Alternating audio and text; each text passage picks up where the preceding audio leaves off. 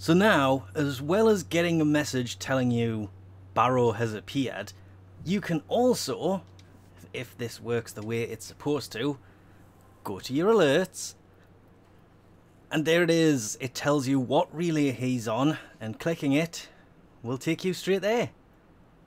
Really nice touch. Should come to console pretty soon. But of course that does leave the question of where is he on console, because on PC he's on the Larunda Relay, which is Mercury, which you would have seen when I clicked that earlier. On Xbox One he's on the Vesper Relay, which is Venus, and on PlayStation 4 he is on the Kronia Relay, which is Saturn. So let's see what he has on PC first. Still quite amazed that I am here by myself. That's kind of weird. It's very weird to be able to just... Anyway, he has... Ooh, a display piece. Oh, so it just goes on your wall and it's kind of weirdly shaped. That, I actually like the idea of. Because it's like all other displays. It's a decoration for your landing craft. But this one, instead of being square, round, rectangle... Don't think there's a triangle one. I was going to say there was, but no, there isn't. Well, this one is now just oddly shaped. Then, of course, finally, the thing people have been waiting for a long time, the prisma angstrum. This is actually a pretty decent secondary. A new one? Hopefully it's a little bit better. I'll just take a quick look. Accuracy's the same. It actually charges way quicker. It's 0.6. The normal one's 1.5. It has twice the crit coming in at 10. This is 5. Ooh. The damage is exactly the same. 425 blast. The magazine is exactly the same at 3. The status is exactly the same at 10. So it's basically just got more crit. The fire rate is the same, but the charge rate is quicker. So it charges quicker and has more of a crit chance. Other than that, it's pretty much exactly the same. Minus the fact that it just looks much better in the prisma colours. Way better. The prisma veritux is returned, which is of course an arc-wing melee weapon. Actually not that bad of a weapon. At first I kind of hated this thing, and then I used it for a long time until other stuff appeared. But for the longest of time, that was actually pretty good. The 120% slash mod has arrived for rifles, fanged fusillade, also ridiculously useful. Vermillion Storm, which is of course the claws mod, astral twilight, which is glaives, and tempo royale, which is heavy blade. These are the three. I want to say hard to get, but during events astral twilight can drop quite a bit. Vermillion Storm doesn't drop as much, in tempo royale, as you can probably tell by the fact I have one, that doesn't drop that much at all. The prisma arrow is here. It's just a skin that goes on arrows for pretty much any bow. That's probably my favourite of the Katia sandanas. Looks really nice. A lot of people have made reference to it looking a lot like Ivora. There is then the Katia earpiece, which is an operator add-on, and the solo earpiece. Be careful, you can only equip one of these, not both of them.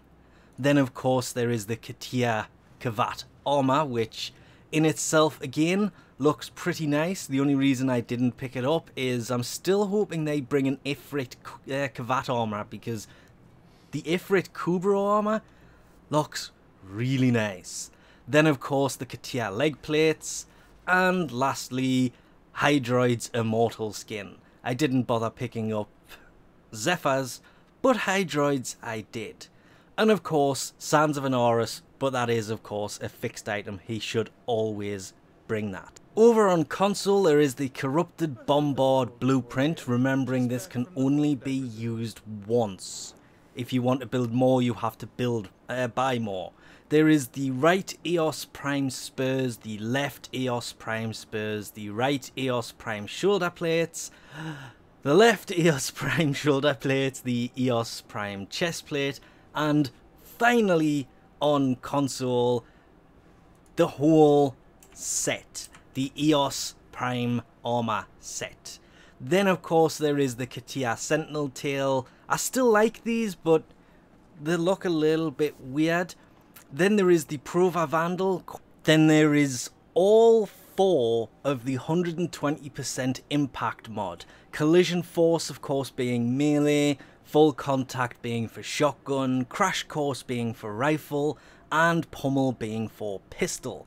Them also incredibly useful. And I keep thinking about the Prova Vandal. It's decent at low end stuff, but it wears out really quick, which is why people keep calling it mastery fodder. But anyway, lastly, Katia's foros shoulder plates also look pretty nice. And of course, the Sands of Inaros blueprint, again, fixed item. He should bring that every time. And that's pretty much it. That's a lot of people just spawning on me there. Just go hiding amongst them and people would never be able to find us. Hello, Baro. Anyway, if he's brought something that you want, he will of course be around until early on Sunday. So it's best to get in on a Friday. You've got all day Saturday. He will be here all day Saturday and for the rest of Friday. So if you do want something, you can get in there and pick it up. If you don't have the chance to do so, don't worry. Everything he brings rotates back through. Even the special stuff he's brought at times has recycled back through at least once. So it may be a month or two before you can get it, but it will cycle back through. As for the tradability of the prisma angstrum on PC, it's unknown at the moment if this is actually a tradable weapon, but considering this is weapon number 4 in less than 24 hours, that is a lot of stuff to be working on PC. I am personally still kind of working on the new pistol because it's turns out it's way better than I thought it was going to be, and it's kind of like a handheld opticore. Really liking that. So the prisma angstrum might be worth a look, but still prefer the normal weapon to that. But obviously I will be picking it up to find out. But anyway, we'll leave this off here for now. Thanks for watching, and I'll catch yous next time.